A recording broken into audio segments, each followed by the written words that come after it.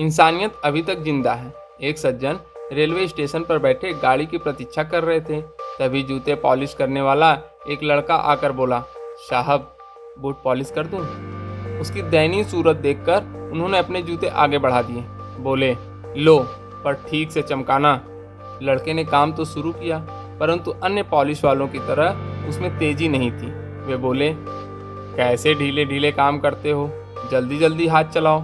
वह लड़का मौन रहा। इतने में दूसरा लड़का आया। उसने इस लड़के को तुरंत अलग कर दिया और स्वयं फटाफट काम में जुट गया। पहले वाला गूंगे की तरह एक ओर खड़ा रहा। दूसरे ने जूते चमका दिए। पैसे किसे देने हैं, इस पर विचार करते हुए उन्होंने जेब में हाथ डाला। उन्हें लगा कि अब इन दोनों में पैसों के लिए झगड़ा या मारपीट होगी। फिर उन्होंने सोचा कि जिसने काम किया उसे ही दाम मिलना चाहिए। इसलिए उन्होंने बाद में आने वाले लड़के को पैसे दे दिए। उसने पैसे ले तो लिए, परंतु पहले वाले लड़के की हथेली पर रख दिए। प्रेम से उसकी पीठ थपथपाई और चल दिया। उस आदमी ने लड़के को तुरंत वापस बुलाया और पूछा, यह क्या चक्कर है? लड़का बोला, साहब यह 3 महीने पहले चलती ट्रेन से गिर गया था। हाथ पैर में बहुत चोटें आई थी। ईश्वर की कृपा से बेचारा बच गया, नहीं तो इसकी वृद्ध माँ और बहनों का क्या होता। बहुत स्वाभिमानी है, भीख नहीं मांग सकता।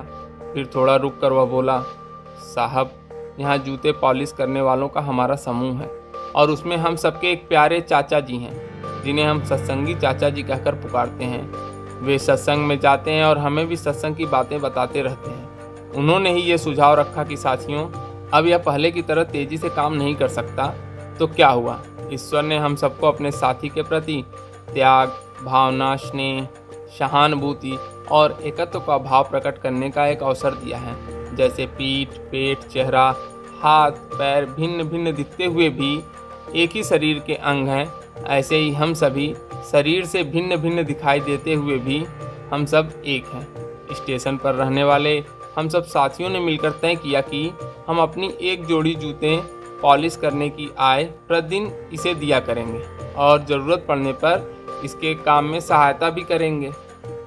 जूते पॉलिश करने वालों के दल में आपसी प्रेम, सहयोग, एकता तथा मानवता की ऐसी ऊंचाई देखकर वे सज्जन चकित रह गए और खुशी से उसकी पीठ थपथपाई और सोचने लगे, शायद इंसानियत अभी तक जिंदा है। आपको हमारी ये कहानी कैसी लगी, कमेंट करके हमें ज़रूर बताएं।